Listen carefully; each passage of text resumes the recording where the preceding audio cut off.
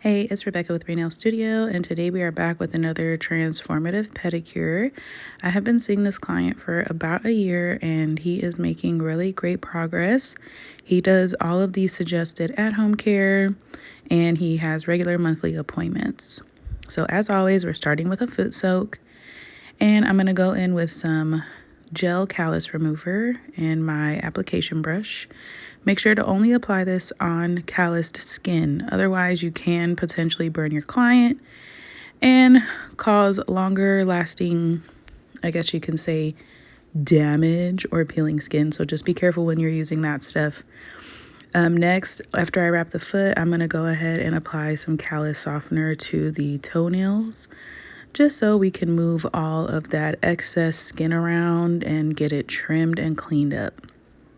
This client has very thick toenails on just a couple of his toes.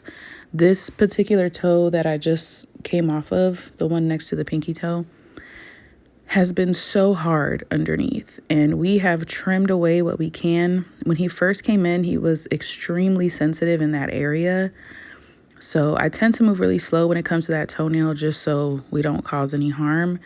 But you can see here, I'm clipping off the skin that's finally grown out, but that toenail is very thick.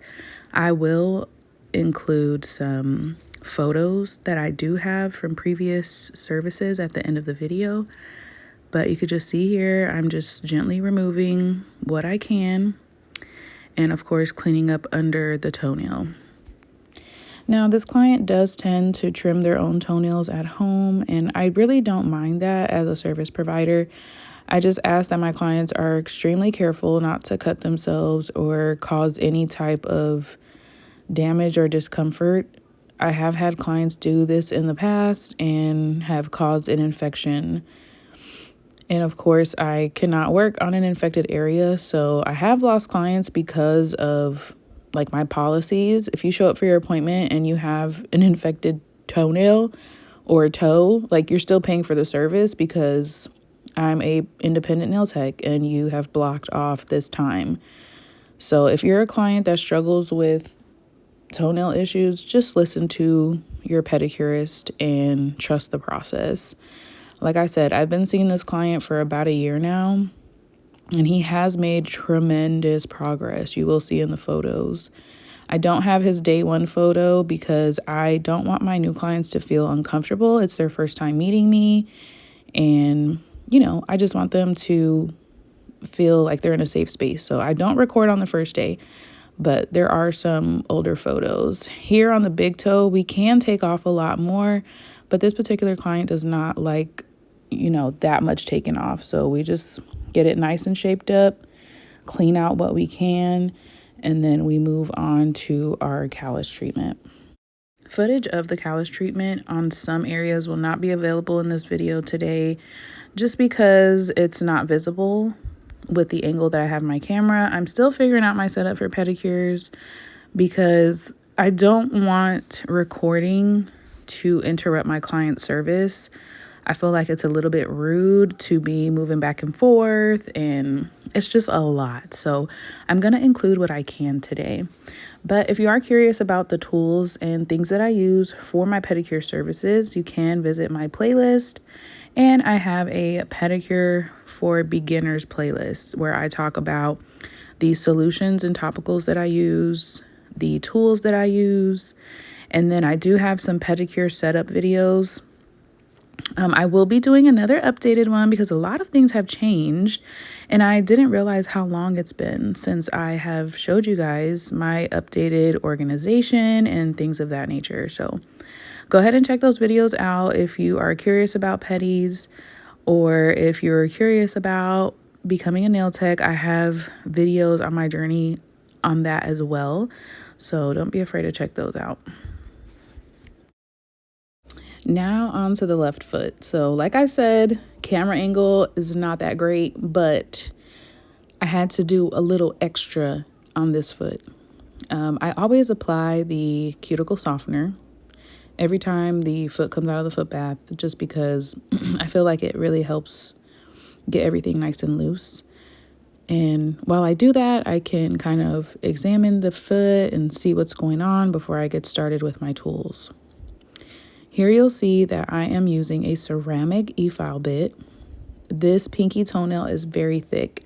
I do have a photo of this foot at the end of this video, but I had to file this toenail down. So when you're using your e-file, you want to be very vigilant. Make sure that you are not filing anything that is healthy and alive, and make sure that you're using at a very low speed. Here, I just use my towel to get all of the buildup out. And before I start filing, I always put a little bit of nail mycosis on the toenail to help alleviate or eliminate dust flying into the air, because unfortunately I do not have a HEPA system. I do have a dust collector that tries to take up most of the dust, but the nail mycosis really helps just keep all of that at bay. You've seen the picture there, that was the toenail, and we have to cut it at a certain angle in order to not pinch or cut the skin that is underneath the toenail. It is giving a little bit of a pincher vibe, but it does not cause any discomfort for my client, so that's a really good thing. We just have to get that toenail to look a little prettier. So just like on the right foot, his fourth toe is thick and calloused. Or I'm sorry, his fourth toenail is thick and calloused, and we just cut as we can because, like I said, he is very sensitive on these toenails. On this particular day, I was able to take off a whole lot, so I was really happy about that. Just shows that he's doing the work at home and that he's trusting the process. When you are cleaning out the toenails, you want to try to see the toe and the toenail at every angle possible. That way you are not poking and prodding and causing pain or discomfort to your client. And to trim the toenails, I do use nippers. I really take control of the nippers with my entire hand. It really takes practice. I had someone comment on a video of mine a while ago asking how to hold their nippers, but it's just whatever works best for you, whatever's most comfortable for you. But like I said, you have to be really careful because you don't want to clip any live skin. This particular toe does have a lot of detached area, but as I stated previously, this client does not want his toenails cut down that short. Like on the big toe, I know there's so much I could take off of there and get cleaned out, but he does not want me to clip it all the way down.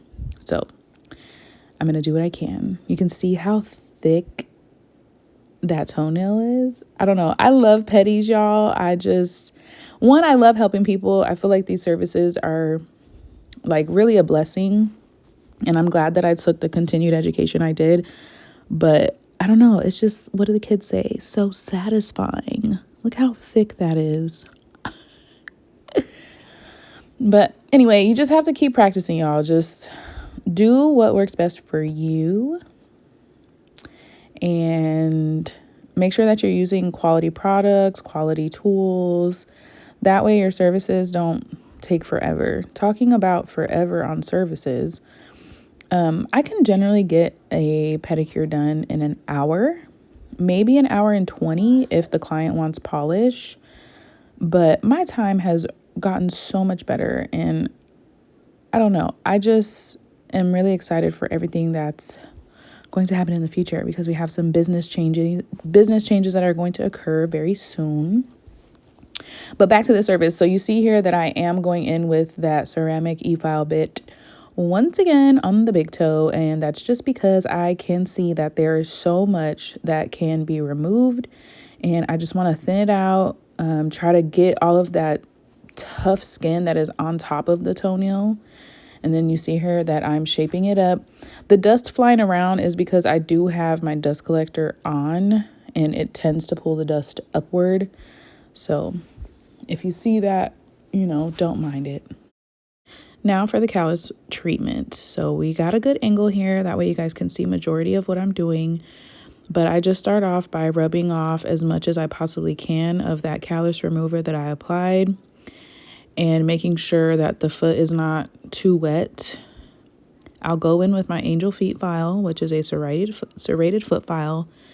This is the one like my go-to, but sometimes for most clients, I can get away with just using a sanding file just to buff out the dry skin.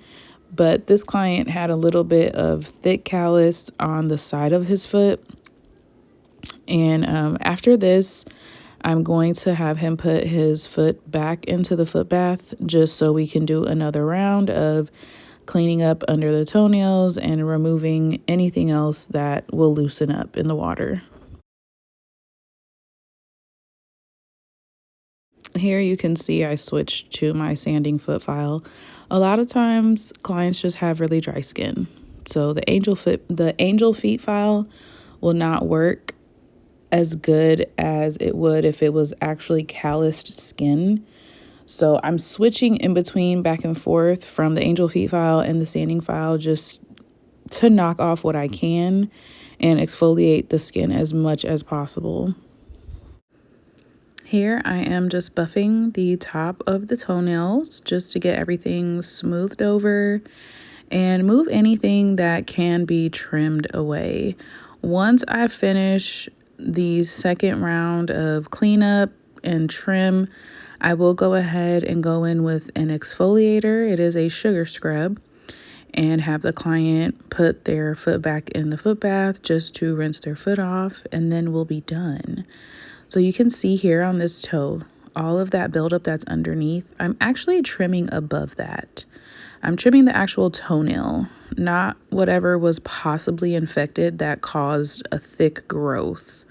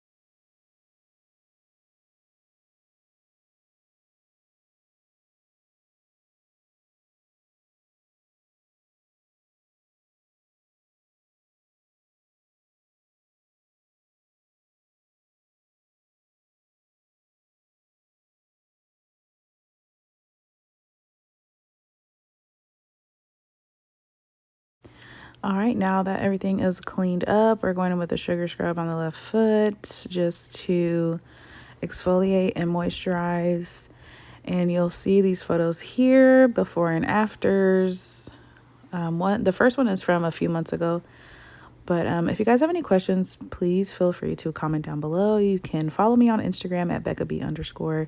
And do not forget to subscribe. We definitely have some more content coming soon, so stay tuned.